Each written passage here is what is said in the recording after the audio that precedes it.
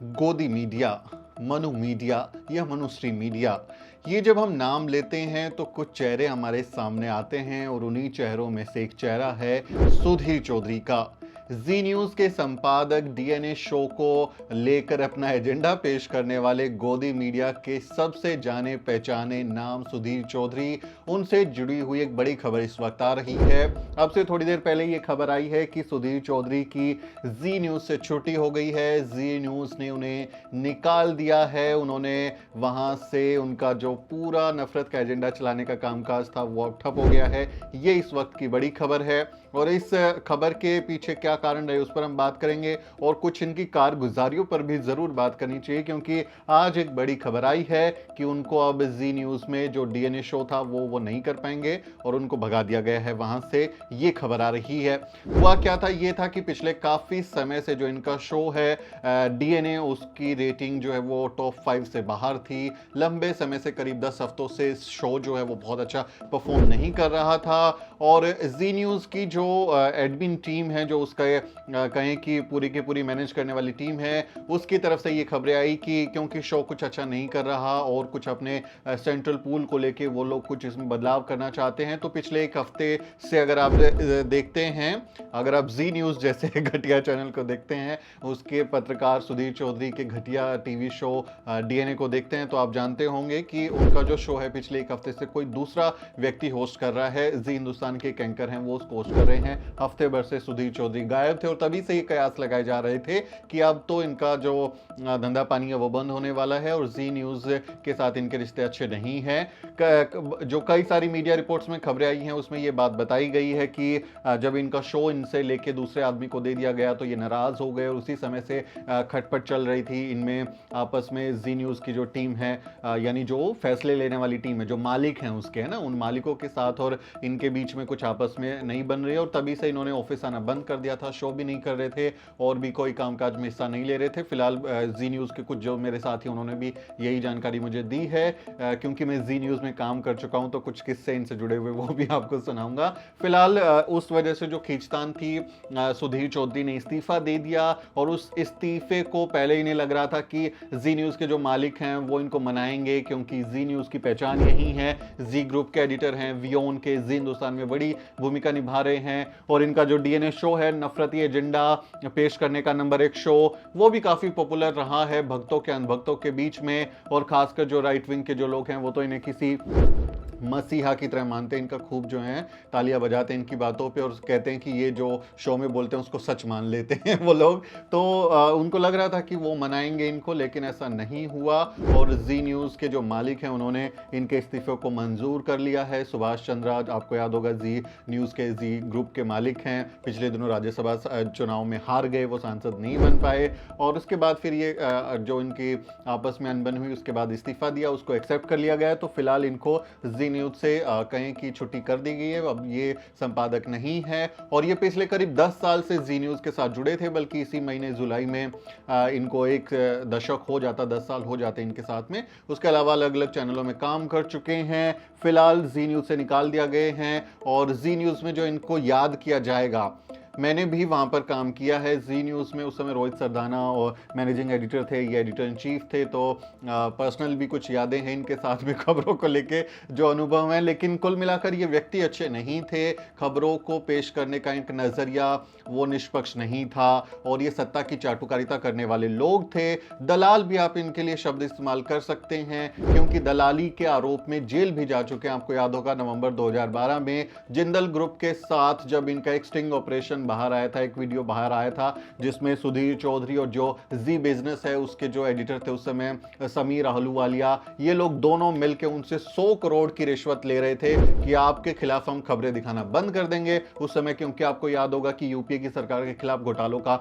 माहौल बनाया जा रहा था, बार बार ऐसी खबरें आ रही थी। तो जिंदल की जो कॉल ब्लॉक्स थी और उसको लेके इन्होंने ये कहा कि हम खबरें दिखा के या तो आपको बदनाम कर देंगे कि आप जो है वो गड़बड़ किए हैं, कुछ घोटाले किए हैं, या फिर हमको 100 करोड़ रुपए दे दीजिए, फिर हम हम आपके खिलाफ खबरें नहीं चलाएंगे, लेकिन जिंदल के लोगों ने इन्हीं का स्टिंग कर दिया, इन्हीं का वीडियो बना दिया और बाद में वो वीडियो रिलीज कर दिया, तो खूब बदनामी हुई। जेल गए, दिल्ली की तिहाड़ जेल में रहे काफी दिनों तक, उसके बाद फिर बाहर आए, बाद में फिर इनका आपस में म्यूचुअल सेटलमेंट हो गया, दोनों ने केस वापस ले लिया और फिर अभी ये जी न्यूज में मजे कर रहे थे। ये इनका किस्सा है, तो दलाली का किस्सा पुराना है और देश को तोड़ने का किस्सा भी इनका पुराना है। काफी बदनाम एंकर हैं, खासकर टीवी मीडिया में भयंकर बदनाम आदमी, और अपने आप को ये बहुत सर्वश्रेष्ठ मानने वाला व्यक्ति है, क्योंकि बाकी लोगों के लिए इसके दिमाग में भी बहुत सारी इस तरह के पूर्वाग्रह भरे हुए थे और वो इनके एजेंडे वाले शो में भी देखने को मिलता था।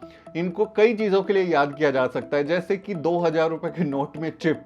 ये डिस्कवरी भी सुधीर चौधरी ने ही की थी। इन्होंने ही बताया था देश को कि मोदी जी जो नया नोट लेके आए हैं 2000 का, उसमें कोई ऐसी चिप है जिसे धरती में 20 मीटर नीचे भी आप दबा देंगे तब भी वो सीधा सैटेलाइट से उसका सिग्नल चला जाएगा, लोगों को पता चल जाएगा और ब्लैक मनी जो है उसको ढूंढने में बहुत आसानी होगी अगर कोई पैसा स्टोर कर लेता है। तो इस तरह का एजेंडा चलाने वाले लोग हैं। नफरत का फेक न्यूज फैलाने की फैक्ट्री थी और उसी के मालिक के तौर पर काम कर रहे थे, संपादक के तौर पर, लेकिन अब उन्हें वहां से निकाल दिया गया है। इनको याद करने का मेरे पास एक कारण और भी है कि कैसे ये व्यक्ति लोगों के खिलाफ एजेंडा चला के उन्हें विलन साबित कर देता था। एक पुरानी खबर है जिसमें आई गेस ये 2007 की खबर है, जिसमें दिल्ली के तुर्कमान गेट पर एक सरकारी स्कूल की टीचर थी मिस खुराना, उनके बारे में इन्होंने एक स्टिंग ऑपरेशन किया, फर्जी स्टिंग ऑपरेशन किया और स्टिंग के जरिए ये दिखाया इन्होंने अपने चैनल पर कि वो जो महिला हैं वो सेक्स वर्क में इन्वॉल्व हैं और उनके स्कूल की जो छात्राएं हैं उनको सेक्स वर्कर के तौर पे वो इस्तेमाल करती हैं और नेताओं के या दूसरे लोगों के वहां उनको भेज देती हैं, मजबूर करती हैं, उनसे सेक्स वर्क कराती हैं। इन्होंने उस पर आरोप लगाया स्टिंग का, एक कथित स्टिंग के तौर पर। और बाद में उस महिला को वहां जो लोग थे उन्होंने बहुत बुरी तरीके से उसकी लिंचिंग की, उसको वो पकड़ के ले आए, उसके कपड़े फाड़ दिए, उससे बेचारी को निर्वस्त्र कर दिया, बहुत बुरी तरह से उसकी पिटाई की। हालांकि बाद में वो आरोप साबित नहीं हुए। तो ऐसा व्यक्ति जिसने बहुत सारे लोगों की जिंदगी खराब की है, उसके तौर पर सुधीर चौधरी को याद किया जा सकता है। वो किस्सा भी मुझे जहन में आई गया। इसके अलावा आप इनके जो शो देखें, जब ये मुसलमानों के खिलाफ कोई बात होती थी तो उसको एक तरीके से भड़काने का काम भयंकर तौर पे करते थे कि जिहाद, ये लोग लैंड जिहाद कर रहे हैं, ये किस तरह का जिहाद है। आप इसमें भी देखेंगे तो ये जो ऐतिहासिक जिहाद, मीडिया जिहाद, फिल्म जिहाद, संगीत जिहाद, लैंड जिहाद, यूपीएससी जिहाद और पता नहीं कितने तरीके के इन्होंने ग्राफिक बना के समझाया था कि कैसे कैसे ये लोग जिहाद कर रहे हैं। ये इस तरह के माहौल बनाते थे, नफरत फैलाते थे। इसके अलावा तबलीगी जमात के खिलाफ भी इन्होंने भयंकर माहौल बनाया था, मुसलमानों के खिलाफ। लिंचिंग के, दंगों के जितने मामले आप देखेंगे तो जितनी इनकी रिपोर्टिंग है उसको देख के देश में तनाव, नफरत फैली और इन्होंने वो काम लगातार जारी रखा अपने नफरती शो के जरिए। इसके अलावा जेएनयू को बदनाम करने का किस्सा हो और जो टुकड़े टुकड़े गैंग है और ये शब्द कॉइन करना हो, डिजाइनर पत्रकार बोलने का चलन इन्होंने इस शो के जरिए निकाला। ऐसे ऐसे शब्दों को इन्होंने कॉइन किया। और उसके बाद गौहर रजा के खिलाफ जब इन्होंने विवादित टिप्पणी की थी तो उसके बाद इनको कोर्ट से फटकार लगी, कोर्ट में एक केस हार गए, गौहर रजा इन्हें कोर्ट ले गए थे। उसके बाद इन्हें टीवी पर बाकायदा सार्वजनिक तौर पर माफी मांगनी पड़ी। कोर्ट में भी छिछा लेदर अपनी करवा चुके हैं, फजीहत करवा चुके हैं। इसके अलावा आप देखें तो दलितों के खिलाफ भी माहौल बनाने में सबसे आगे रहते थे और आरक्षण के खिलाफ भयंकर तरीके से एजेंडा पेश करते थे। इन्होंने कई ऐसे शो किए जिसमें कहा कि आरक्षण के जरिए जो लोग आगे बढ़ते हैं, नौकरियां पाते हैं, उनमें कॉन्फिडेंस नहीं होता, उनमें स्किल्स नहीं होती, ये बैसाखी है। इस तरह की भाषा का इस्तेमाल ये अपने शो में करते थे। इतिहास को तोड़ मरोड़ कर उसे अपने नजरिए से पेश करने का काम करते थे। बीजेपी शासित राज्यों के उनके अंदर अगर कुछ ऐसी खबरें होती हैं जो सवालिया निशान लगा सकती हैं तो वो पूरा एजेंडा डाइवर्ट कर देते थे, उस पर कोई बात नहीं करते थे बल्कि तारीफों के पुल बांधते थे। सरकार के जो नुमाइंदे हैं, प्रधानमंत्री हैं, गृह मंत्री हैं, उनके जो इंटरव्यू आप देखेंगे तो आपको लगेगा सीधे सीधे वो चाटुकारिता कर रहे हैं। पत्रकारिता नाम की कोई उनमें झलक देखने को नहीं मिलती है। और ये जो व्यक्ति है, ना जाने इसने कितने लोगों के जहन में एक समुदाय विशेष के खिलाफ खिलाफ, एक जाति विशेष के खिलाफ नफरत भरी होगी। इन पर ये आरोप हमेशा रहेगा, इनको हमेशा इसी तरह से याद किया जाता रहेगा कि देश को तोड़ने का काम इन्होंने किया। असल में टुकड़े टुकड़े गैंग यही हैं जिन्होंने देश में नफरत फैलाई। और ये आप देखें कई ऐसे जो लोग हैं जो जिन्होंने हिंसक वारदातें करी हैं, बाद में कई लोगों ने खुलासा किया कि वो इस तरह के शो देखकर उनका जहन में ये बात आ गई थी, उनका दिमाग जो है वो खराब हो गया था। इस तरह से एजेंडा सेटिंग इन्होंने की और पार्टियों के पक्ष में चुनावी जो कवरेज करते थे, किस तरह का माहौल बनाते थे चुनाव में, कैसे एक पार्टी के प्रवक्ता की तौर पर काम करते थे, वो भी याद रखा जाएगा। सब कुछ याद रखा जाएगा। सुधीर चौधरी का जब भी नाम लिया जाएगा तो सब कुछ हमें बार बार याद आएगा। सुधीर चौधरी मेरे बॉस रहे हैं, मैंने इनके साथ काम किया है जी न्यूज़ की टीम में। तो वहां पे भी हम इनको देखते थे कि खबरों के सिलेक्शन में खबरें किस तरह से पेश की जा सकती हैं, कैसे इनका डीएनए का शो का एजेंडा होगा, उसमें भी वो इनकी पूरी की पूरी छवि नजर आती थी जो अब आप इनके बारे में राय रखते हैं। तो कुल मिलाकर ये व्यक्ति पत्रकारिता के क्षेत्र में मेरे लिए कोई बहुत ऐसा कहें कि इंस्पायरिंग पर्सनैलिटी नहीं रहे, क्योंकि मैं जर्नलिज्म से हूँ, मैंने जर्नलिज्म की पढ़ाई की, काम किया इन चैनलों में। तो होता है ना कि आपके मीडिया में कौन रोल मॉडल हो सकते हैं जिनसे आप सीख सकते हैं, इंस्पायर हो सकते हैं। तो ऐसे लोगों से तो मैं इंस्पायर नहीं होने वाला और फिर मैंने जी न्यूज़ की नौकरी छोड़ भी दी थी। तो ये लोग पत्रकारिता में हमें इंस्पायर नहीं कर पाए। और लेकिन इनका चला जाना क्या इसका मायने निकाल सकते हैं आप? ये व्यक्ति जिन्होंने पिछले इतने लंबे समय से सरकार की चाटुकारिता की, भयंकर उस पे कहें कि दलाली अपने आप को दिखाने की कोशिश की, और फिर अब सरकार भी क्या इनको नहीं बचा पाई, सुभाष चंद्रा को, इनके मालिकों को नहीं समझा पाई? ये भी सवाल खड़ा होता है कि जिनके लिए आप काम कर रहे थे वो आपको बचा नहीं पाए, ये सवाल खड़ा होता है। दूसरा, आपको देखें पिछले दिनों जो दीपक चौरसिया हैं न्यूज़ नेशन में, जो कंसल्टिंग एडिटर थे, वो शराब पीकर आ गए थे। तो उसके बाद उनकी भी छुट्टी न्यूज़ नेशन ने कर दी। वो भी एक बड़े पत्रकार, लेकिन उनको वहाँ से चैनल से अलविदा कह दिया गया और अब सुधीर चौधरी को अलविदा कह दिया चैनल ने। तो ये क्या संकेत देता है कि क्या अब इनके दिन लद गए हैं? जो ऐसे पत्रकारिता, जो बदनाम पत्रकार हैं, अब इनके लिए अपनी जगह बनाए रखना मुश्किल काम हो गया और सरकार भी ऐसे मुश्किल वक्त में कोई साथ देती हुई नजर नहीं आ रही।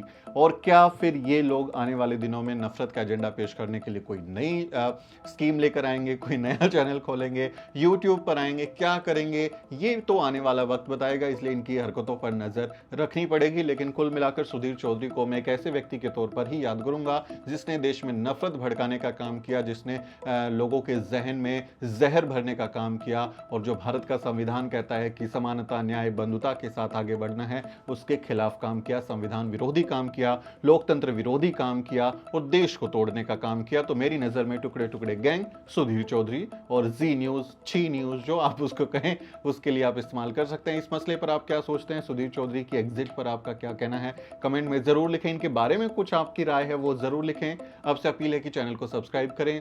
मनु मीडिया, गोदी मीडिया, ये लोग आपकी हितों की बात नहीं करेंगे। बहुजन मीडिया ही आपका असली मीडिया है, इसलिए बहुजन मीडिया को ताकतवर बनाएं, हमारे चैनल को सब्सक्राइब करें, बाकी लोगों से कहें कि हमारे चैनल को देखें और सब्सक्राइब करें। बहुत बहुत शुक्रिया साथियों, फिर किसी वीडियो में मुलाकात होगी, तब तक आप देखते रहिए द न्यूज़ बीक।